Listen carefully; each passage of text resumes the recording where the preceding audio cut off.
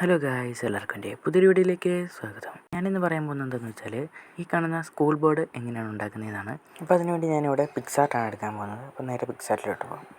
Picsart open ചെയ്ത് background എടുത്തിട്ട് ബാക്ക്ഗ്രൗണ്ടിൽ ബോർഡിൻ്റെ ബാക്ക്ഗ്രൗണ്ട് ഏത് കളറാണോ വേണ്ടത് അതെടുക്കുക. ഞാനിവിടെ യെല്ലോ ഷെയ്ഡുള്ള ഒരു കളറാണ് എടുത്തിരിക്കുന്നത്. അതെടുത്തിട്ട് ക്രോപ്പ് ചെയ്യുക. ക്രോപ്പ് ചെയ്ത് 16:9 എന്ന് പറഞ്ഞ ഒരു റേഷ്യോയിൽ ഉണ്ടാക്കുക. എന്നിട്ട് പിന്നെയും ഫോട്ടോ ഞെക്കിയിട്ട് ബാക്ക്ഗ്രൗണ്ട് എടുത്തിട്ട് ആ മഞ്ഞേനേക്കാളും ഇച്ചിരി ലൈറ്റോ ഡാർക്കായിട്ടുള്ള കളർ സെലക്ട് ചെയ്യുക. വേറെ കളറൊന്നും കിട്ടാത്തവരെ ഞാൻ ആ കളർ തന്നെ സെലക്ട് ചെയ്തിട്ട് അതിൻ്റെ അഡ്ജസ്റ്റിൽ പോയിട്ട് ഞാൻ അവിടെ കളർ മാറ്റി വിടുകയാണ് ചെയ്തത്. കളർ മാറ്റിയിട്ട് ഞാനിപ്പോൾ ഒരു ക്ലാസ് റൂം സെറ്റപ്പാണ് ഉണ്ടാക്കാൻ പോകുന്നത്. ക്ലാസ് റൂം സെറ്റപ്പിന് വേണ്ടി ഞാൻ ആദ്യം അത് ചെറുതാക്കിയിട്ട് രണ്ട് സൈഡിലും വെക്കാൻ പോവുകയാണ്. ഇങ്ങനെ ഒരു ലെവലിൽ പിടിക്കുകയാണെങ്കിൽ നമുക്ക് അവിടെ കൊണ്ടുപോയി ഇങ്ങനെ വെക്കാൻ പറ്റും.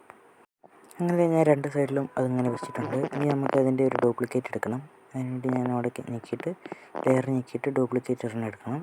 എന്നിട്ട് നമ്മൾ ഡ്യൂപ്ലിക്കേറ്റ് എടുത്ത പീസിനെ അഡ്ജസ്റ്റ് ചെയ്തിട്ട് ഒരു ട്രയാങ്കിൾ ഷേപ്പിലോട്ട് നമ്മൾ മാറ്റാൻ വേണ്ടി, അതായത് ആ ഒരു ഇതിനു വേണ്ടി നമ്മളിങ്ങനെ ചെരിച്ച് വെച്ചിട്ട് താഴെ ഒരു ട്രയാങ്കിൾ ലുക്ക് വരാൻ വേണ്ടി നമ്മളവിടെ ഇങ്ങനെ സെറ്റ് ചെയ്യുകയാണ്. അപ്പോൾ ഞാൻ സെറ്റ് ചെയ്തിട്ട് കാണിച്ചു തരാം എങ്ങനെയാണ്. സ്ക്രീനിൽ നിന്ന് സൂം ചെയ്തിട്ട് ഇതിങ്ങനെ അഡ്ജസ്റ്റ് ചെയ്ത് കറക്റ്റ് ലെവലിൽ ആ മൂല രണ്ടും അങ്ങോട്ടും ഇങ്ങോട്ടും മുട്ടുന്ന പോലെ കറക്റ്റാക്കി വെക്കണം, ഏകദേശം ഇതുപോലെ. ഇനി അതിൻ്റെ ഒരു ഡ്യൂപ്ലിക്കേറ്റ് എടുക്കണം. ഡ്യൂപ്ലിക്കേറ്റ് എടുക്കാൻ വേണ്ടി ലെയർ ഞെക്കിയിട്ട് അതിലൊന്നുകൂടി ഞെക്കി കഴിഞ്ഞാൽ അവിടെ ഡ്യൂപ്ലിക്കേറ്റ് എന്ന് കാണിക്കും. അത് ഞെക്കിയിട്ട് നമ്മൾ നേരെ ഇതേ സാധനം തന്നെ അപ്പുറത്തെ സൈഡിലും കൂടി ചെയ്യാൻ പോകണം. അത് ഞാൻ ചെയ്തിട്ട് കാണിച്ചു തരാം. അങ്ങനെ ഞാൻ അതും സെറ്റ് ചെയ്തിട്ടുണ്ട്. ഇനി അടുത്തായിട്ട് ചെയ്യേണ്ടതെന്ന് വെച്ചാൽ ഇതിൻ്റെ അടിവശത്ത് വേറെ കളർ കൊടുക്കാൻ വേണ്ടി നമ്മൾ ഇതിൻ്റെ തന്നെ ഒരു ഡ്യൂപ്ലിക്കേറ്റ് ഒന്നുകൂടെ എടുക്കുകയാണ്. അതെടുത്തിട്ട് നമ്മൾ അതിൻ്റെ അടിയിൽ കൊണ്ടുവച്ചിട്ട് ഡ്രാഗ് ചെയ്ത് ആ ഒരു ലെവലിൽ പിടിച്ചിട്ട് നമ്മൾ ഡ്രാഗ് ചെയ്ത് വെക്കുകയാണെങ്കിൽ കറക്റ്റായിട്ട് അടിവശത്ത് ഒരു നമ്മൾ സാധാ നിലം പോലത്തെ ഒരു ഇതാക്കാൻ പറ്റും. അതിൻ്റെ കളർ ഞാൻ ചേഞ്ച് ചെയ്തിട്ടൊരു ഡാർക്ക് ഷെയ്ഡാക്കാൻ പോവാണ്.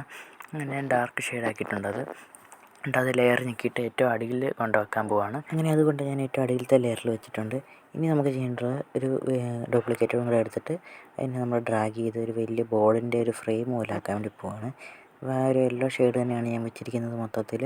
അങ്ങനെ ഞാൻ അത് ഡ്രാഗ് ചെയ്ത് നമ്മളൊരു ബോർഡിൻ്റെ ഫ്രെയിം പോലെ സെറ്റ് ചെയ്തിട്ട് ഏകദേശം കൃത്യം നടുക്കൊണ്ട് വെക്കുക.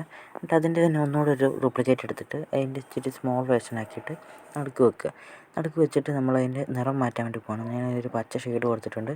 നമ്മൾ പച്ച കൊടുത്തിട്ട് അത് കൃത്യം നടുക്ക് വെച്ചു. ഇപ്പോൾ നമുക്കൊരു ക്ലാസ് റൂം ബോർഡ് സെറ്റപ്പ് ആയിട്ടുണ്ട്. തുടക്കത്തിൽ ഞാൻ കാണിച്ച എൻ്റെ സ്ക്രീനിൻ്റെ പുറകിലത്തെ ബോർഡ് ഇതാണ്. അപ്പം ഇങ്ങനെയാണ് ഞാൻ ബോർഡൊക്കെ ഉണ്ടാക്കുന്നത്. അപ്പോൾ ഇത്ര സിമ്പിളായിട്ടുള്ള വീഡിയോകൾ കാണാൻ വേണ്ടി ഈ ചാനൽ വീണ്ടും സബ്സ്ക്രൈബ് ചെയ്ത് വെക്കുക. അപ്പോൾ ഇന്നത്തെ വീഡിയോ ഇത്രേ ഉള്ളൂ. അടുത്തൊരു വീഡിയോ കാണുന്നവരെ ഓക്കെ, ബൈ.